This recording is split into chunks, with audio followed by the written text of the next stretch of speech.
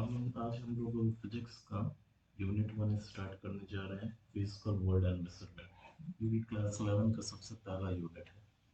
Okay, सबसे पहले देखिए हम लोग क्लास 10 पास आउट होकर के अब क्लास 11 में आ गए। तो जब आप क्लास 11 के फिजिक्स का पहला यूनिट स्टार्ट करोगे तो आप सबसे पहला चैप्टर आपको फिजिकल वर्ल्ड एंड मेजरमेंट मिलेगा। एक तरह से कहा जा सकता है कि आप साइंस को एक नए तरह से आप पढ़ने जा रहे हो। अब आप समझोगे कि ये साइंस एक्चुअली है क्या। देखिए, जैसा कि हम सभी जानते हैं कि साइंस और टेक्नोलॉजी जो है वो हमारी डे टू डे लाइफ में एक बहुत ही इम्पोर्टेंट रोल प्ले कर रहा है। ये हमारे सोशल और कल्चरल लाइफ का एक इंटीग्रल पार्ट माना जाता है।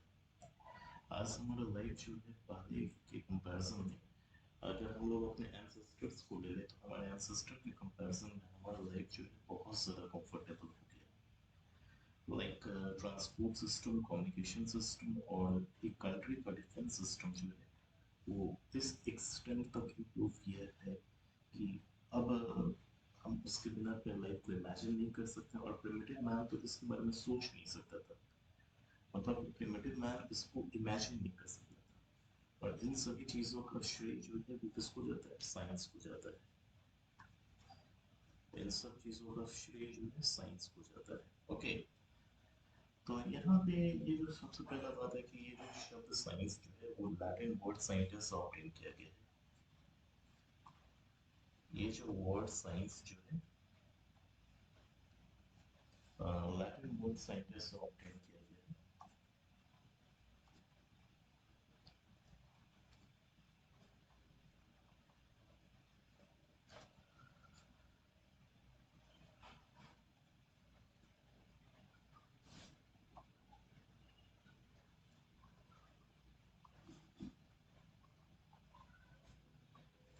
ठीक है, अब रहा बात इस शब्द साइंटिया का मतलब क्या है। साइंटिया का मतलब जो होता है, साइंटिया का मतलब हो गया टू नो, मतलब किसी चीज के बारे में जानना, या ये भी हम लोग कह सकते हैं नॉलेज। साइंटिया मीन्स टू नो और नॉलेज। सो साइंस का मेन एम जो हो गया वो नेचर के बारे में जानना है। साइंस का मेन एम जो हो गया वो नेचर के बारे में जानना है, और नेचर में घटित होने वाले नेचुरल फिनोमेना को समझना है। नेचर और नेचुरल फिनोमेना को समझना ही साइंस का मेन एम बोला जाता है। जैसा कि हम सभी जानते हैं कि नेचर की लैबोरेटरी में मैन को सबसे ज़्यादा इंटेलिजेंट वर्कर माना जाता है। और हम सभी मैन जो है, जितने मैन है वो अपने नेचर को और उससे रिलेटेड जो दुनिया है उसको समझने में बहुत ज़्यादा क्यूरियस होते हैं। तो इसके लिए मतलब मैथ का ये जो मुख्य प्रयास जो है वो साइंस के का है। और रहा बात कि साइंस एक्चुअली है क्या। साइंस है क्या? साइंस देखो, अगर हम लोग इसको डिफाइन करें तो ये एक तरह का ऑर्गेनाइज्ड, सिस्टमैटिक, ऑर्गेनाइज्ड, सिस्टमैटिक और फॉर्मुलेटेड नॉलेज है। और फॉर्मुलेटेड नॉलेज है। साइंस एक तरह का ऑर्गेनाइज्ड, सिस्टमैटिक और फॉर्मुलेटेड नॉलेज है जो ऑब्टेन किया जा सकता है ऑब्जर्वेशन, एक्सपेरिमेंट और वेरिफिकेशन से। जो ऑब्टेन किया जाएगा इस ऑब्जर्वेशन, एक्सपेरिमेंट्स और वेरिफिकेशंस के तहत।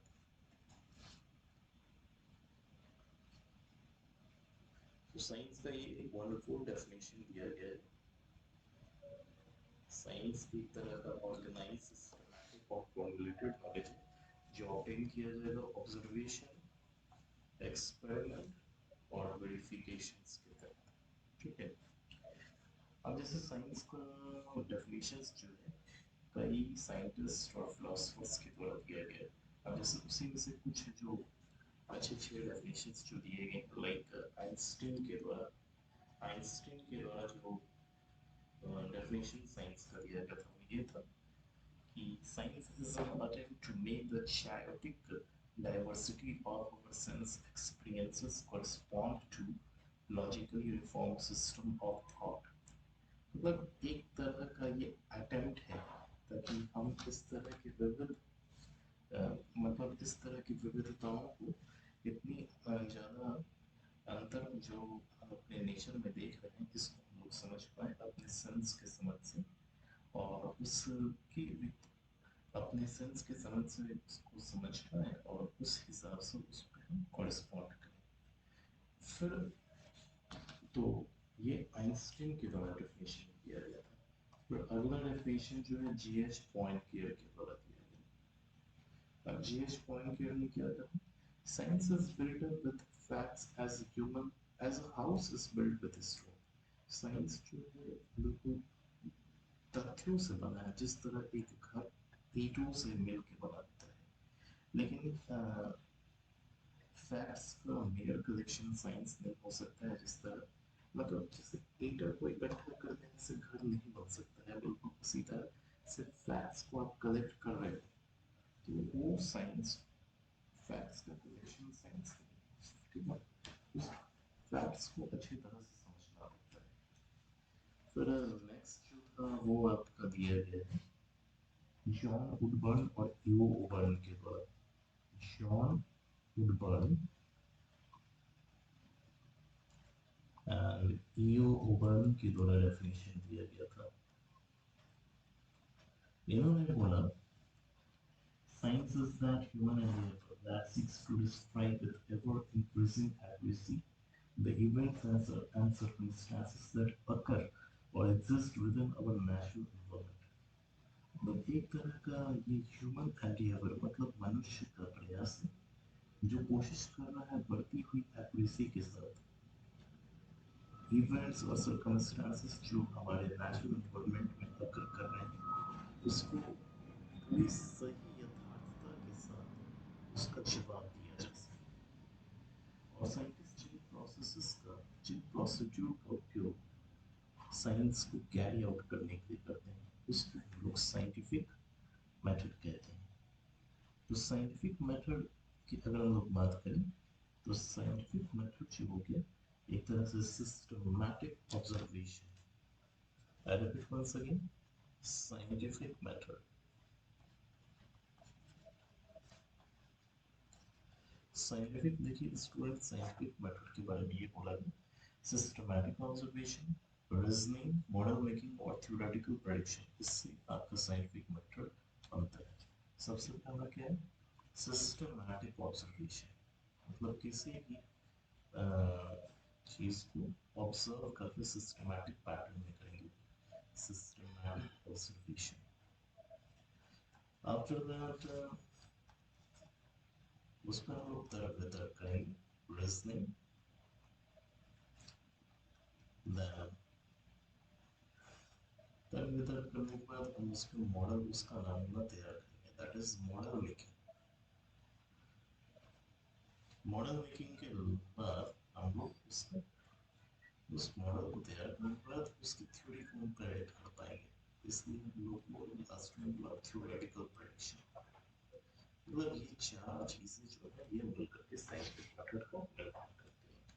I repeat once again, systematic observation, reasoning, model making, and theoretical prediction form the systematic method। Okay, अब रही बात कि थ्योरी क्या होता है। थ्योरी जनरली हम लोग सुनते आते हैं थ्योरी के बारे में असल में ये है कि देखिए फिजिकल सिस्टम का बिहेवियर जो होता है मिनिमम नंबर ऑफ लॉस के टर्म्स में एक्सप्रेस किया जाता है इसी को थ्योरी बोला गया है। The behaviour of physical system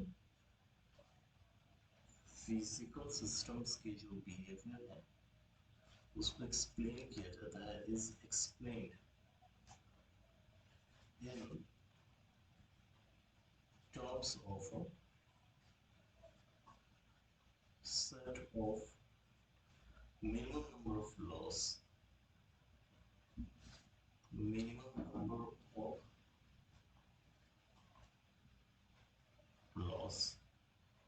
which is called theory. इसी को हम लोग theory बोलते हैं. Okay, so your definitions भी याद रखो.